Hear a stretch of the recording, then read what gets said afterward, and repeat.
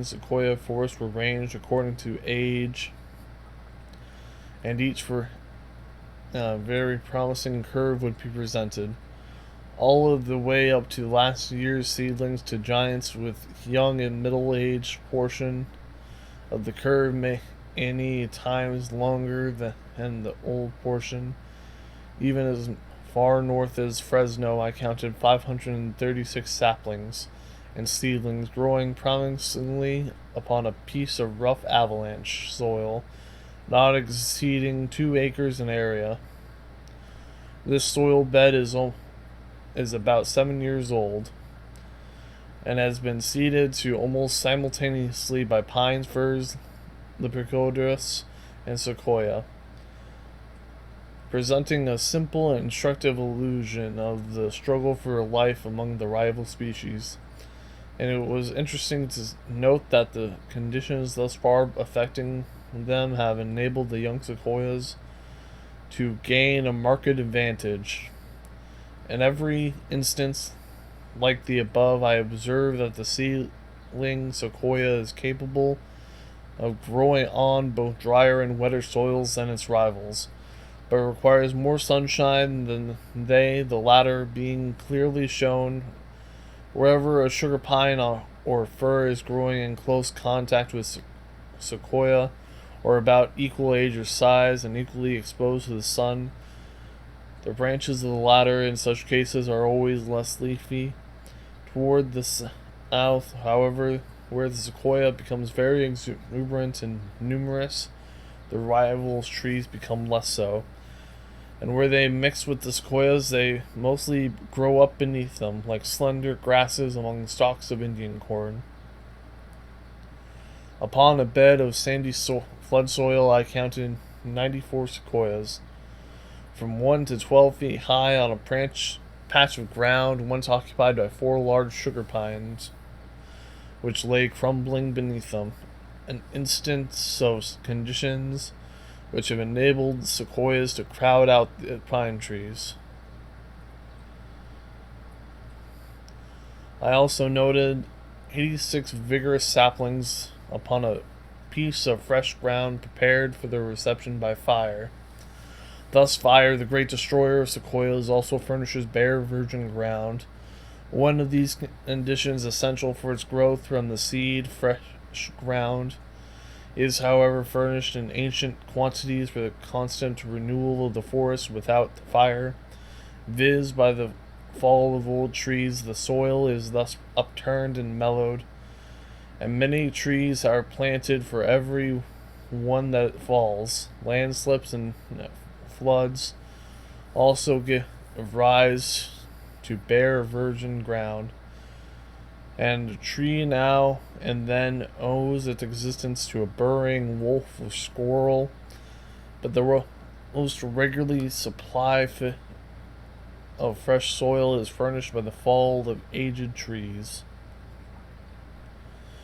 The climatic changes in progress in the Sierra bearing on the tenure of tree life are entirely misapprehended, especially as to the time and the means employed by the nature in affecting them. It is constantly asserted in a vague way that the Sierra was vastly wetter than now, and the increasing drought will of itself extinguish sequoias, leaving its ground to other trees supposed capable of nourishing in drier climates. But that sequoia can and does not grow on dry ground, as its present rivals, is manifest in 1,000 places. Why then, it will be asked, are sequoias always found in the greatest abundance in well-watered places, where streams are exceptionally abundant? Simply because the growth of sequoias creates those streams. The thirsty mountaineer knows well that in every sequoia grove he will find running water, but it is a mistake to suppose that the water is the cause of the groves being there. On the contrary, the grove is the cause of the water being there. Drive off the water and trees will remain, but of cut off the trees and the streams will vanish. Never was cause more completely mistaken for effect than in the case of the related phenomena of sequoia woods and perennial streams, and I confess that, at first, I shared in that blunder. When attention is called to the method of sequoia stream making, it will be apprehended at once. The roots of this old immense tree fill the ground, forming a thick sponge that absorbs and holds back the rain as melting snows, allowing them to ooze and flow gently. Indeed, every fallen leaf and rootlet, as well as the long grasping root and prostrate trunk, may be regarded as a dam hoarding the bounty of storm clouds, and dispersing it as blessings all through the summer, instead of allowing it to go headlong in short-lived floods. Evaporation is also checked by the dense foliage to a greater extent than by any other Sierra tree, and the air is entangled in masses and broad sheets that are quickly saturated, while thirsty winds are not allowed to go sponging and licking above the ground. So great is the retention of the trees in many places in the main belt that bogs and meadows are created by the killing of the trees. A single trunk falling across a stream in woods forms a dam 200 feet long and from 10 to 30 feet high, giving rise to a pond which kills the trees within its reach.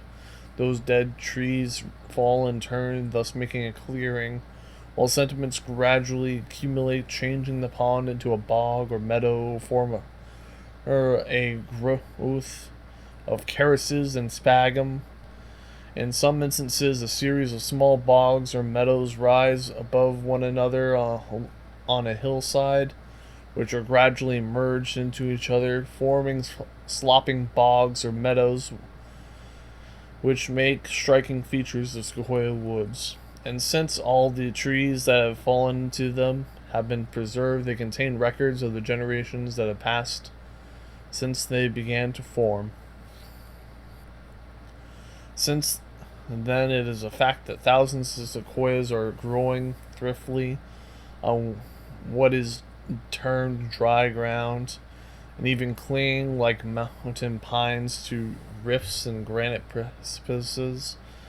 And since it has also been shown that the extra moisture found in connection with the denser growths is an effect of their presence, instead of a cause of their presence, and the notions as to the former extension of the species as its near approach to extinction based upon its supposed dependence on greater moisture are seen to be erroneous.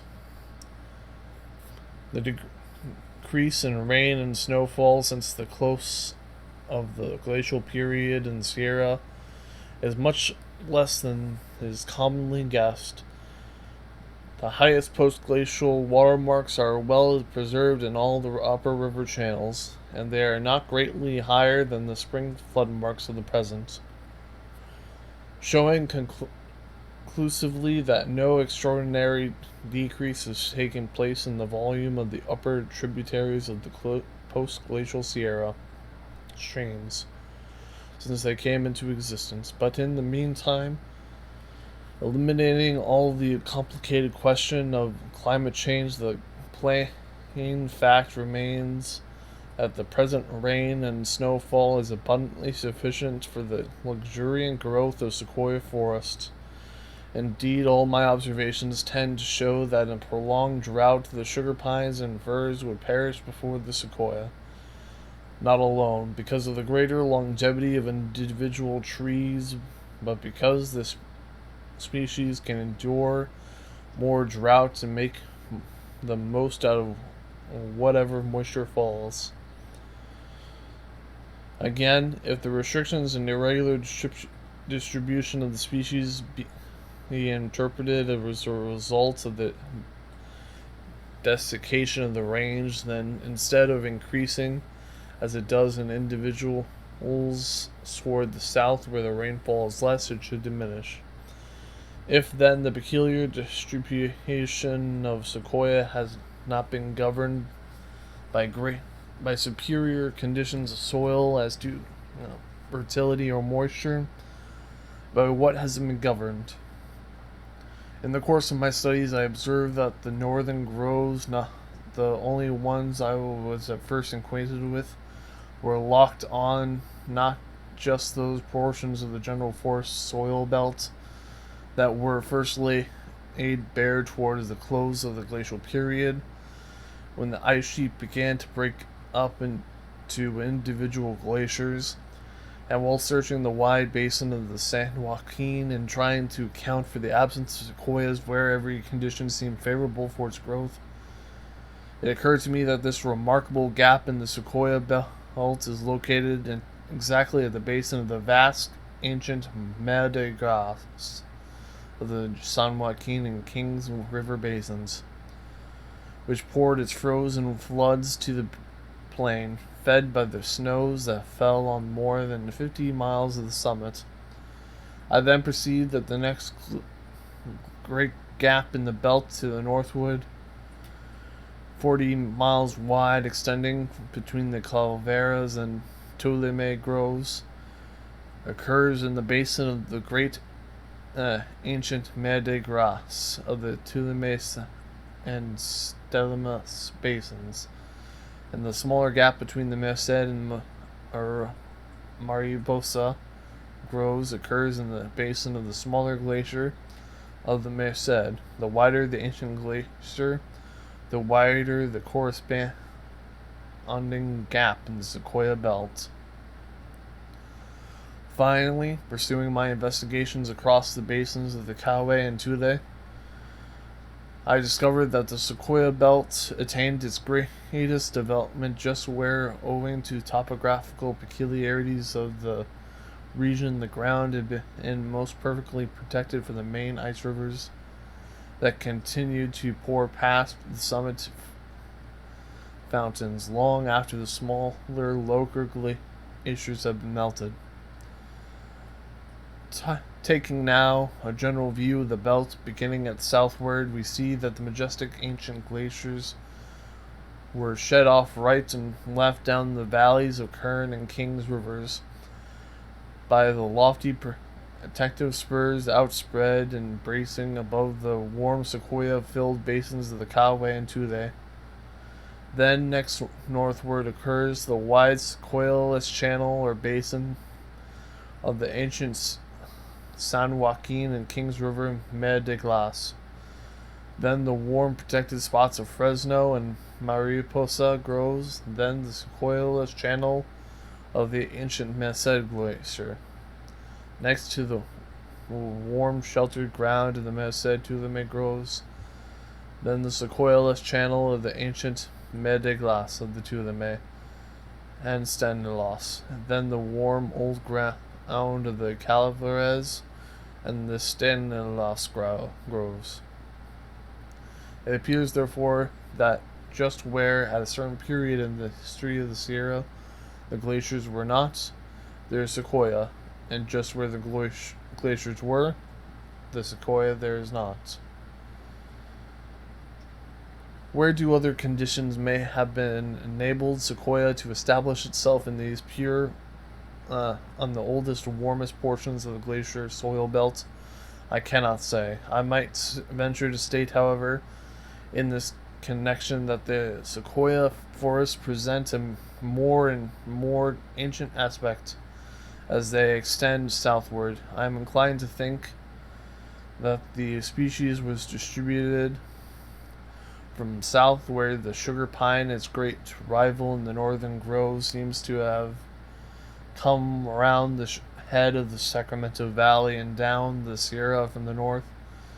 Consequently, where the Sierra soil beds were first thrown open to preemption on the melting of the ice sheets, the sequoia may have established itself along the available portions of the south half of the range prior to the arrival of the sugar pines. While the sugar pine took possession of the north half prior to the arrival of the sequoia, but however much uncertainty may attach to this branch of the question, there are no observing shadows upon the ground general relationship we have pointed out between the presentation distribution of the sequoia and the ancient glaciers of the Sierra. And when we bear in mind all that present forests of the Sierra are young, growing on moraine soil, recently deposited in the flank of the range itself, with all its landscapes as newborn, recently sculpted and brought to the light of day from beneath the ice mantle of the glacial winter, then 1,000 lawless mysteries disappear and broad harmonics take their place.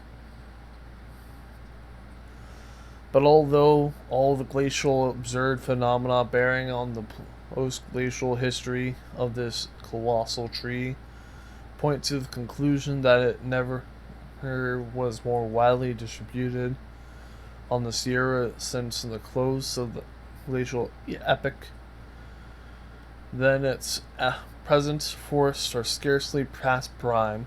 If indeed they have reached prime, then the post-glacial day of the species is probably not half done. Yet, from a wider outlook, the vast antiquity of the genus is considered, and its ancient richness in species and individuals. Comparing our Sierra giants and sequoia,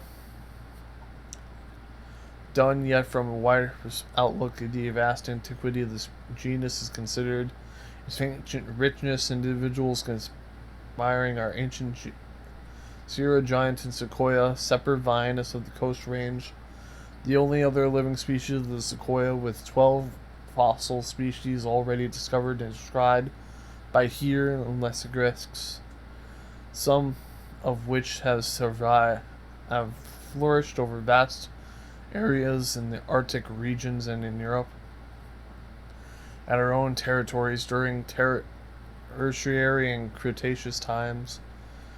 Then, indeed, it becomes plain that our two surviving species, restricted to narrow belts within the limits of California, are mere remnants of the genus, both as to the species individuals, and that they probably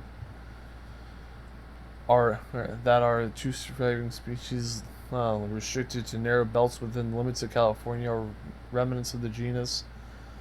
But as to the species individuals, they are possibly on the verging to extinction, but the verge of a period beginning in Cretaceous times may have had a breadth of tens of thousands of years, and not to mention the possible existence of the conditions calculated to multiply and re-extend both species and individuals.